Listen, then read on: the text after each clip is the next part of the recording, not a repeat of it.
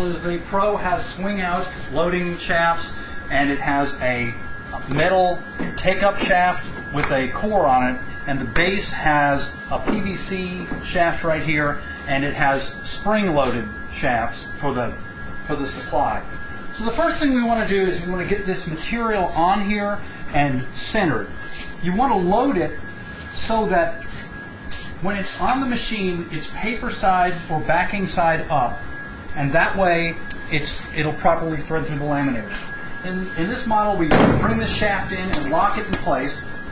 Now we take the laminate and we feed it underneath the guide roller. We make sure we've got the rollers opened up enough with a gap so we can get our hand through there. Come around here and we feed the laminate through the roller. Come around the back side, get a piece of masking tape, pull the laminate even with the back of the table, and tape it down. Now we apply pressure, bringing the laminator up to 80%, which is where the rollers go flat. All right? At this point, we've got this thing secured. We can pop the tape loose on the back. We take a blunt instrument and we come across the laminate while we're holding tight pressure on the roll, and we score this so you can see air between the pieces of paper. We're not breaking through if we can help it. We just want to push so that we break the paper and not the laminate. If you should happen to accidentally break the laminate in a place or two, it's no big deal. The key is you want to make sure you've got this opened up so you're actually separating this backing paper into two separate pieces of paper. Stop. See, I broke through. No big deal. Keep on going. Did it again. And again.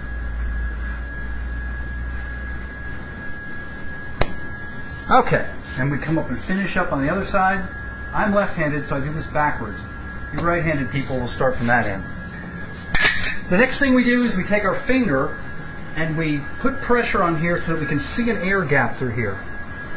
It doesn't take really a lot of pressure to do this because I've already stretched the laminate when I have used the tool to do this.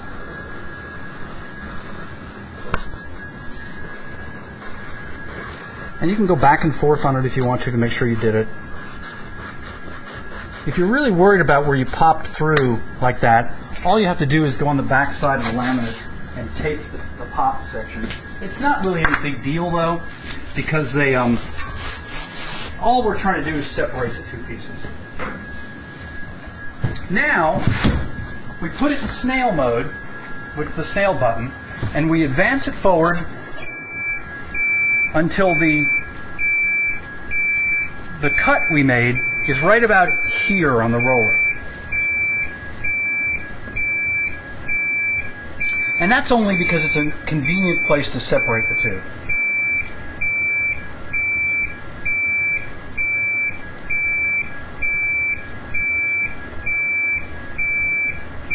Right about there. So now I will take this and peel this up. If you popped it through at the end, you can come in a little bit to the inside and do it.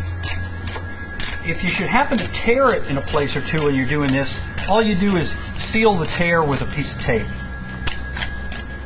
And you keep on going. If you totally mess this up, all you do is start up again up here and advance that on down to the same point. You can do that as many times as you need to if you're not very good at separating this. Now, once that's done, we advance this down to where we can barely see the paper, and that's only because we don't want the laminate to stick to the rollers. We want just enough to keep them from sticking, just like in there. Now we take a piece of tape on the take-up and we burnish it down like this so it's good and stuck. We take it and from the back side, I pinch this with my finger and bring a revolution of it around so that in essence I have two-sided tape that's only stuck on the roll on the core just a little bit. Okay? Now I take this right here, this backing paper, and I evenly bring it up so that it sticks to this piece of tape. Just like that. I got a beautiful laminate across the middle with no wrinkles, nice and straight. I take my blue guide with the warning labels up and put it in place.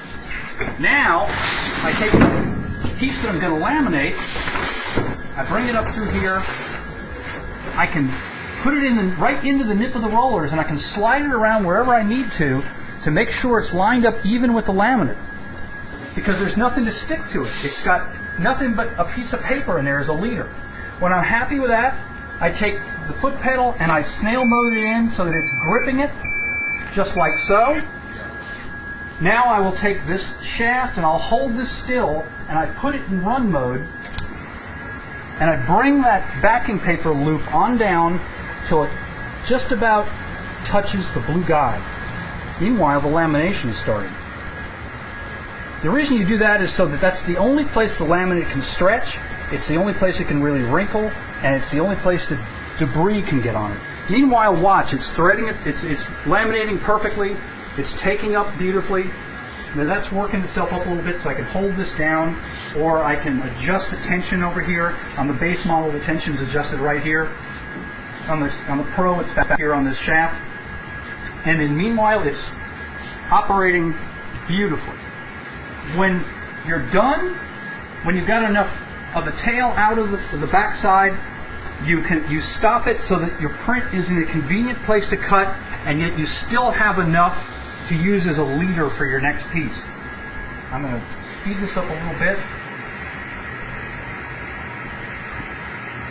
I'll show you when it is we stop it. Some people stop it right about here. I'm a big advocate of stopping it right about here. And when we're ready, we just hit the stop button. You can kind of look on both sides at the same time, and we go stop. And the print's done. Laminated.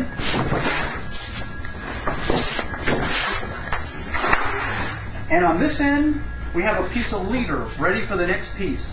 The whole key to this is you never let the laminator know you're finished with the job. As far as it's concerned, it's still got vinyl in it, and the next piece just follows it right along, and until you're ready, until you need to change laminate, it just keeps on going and going.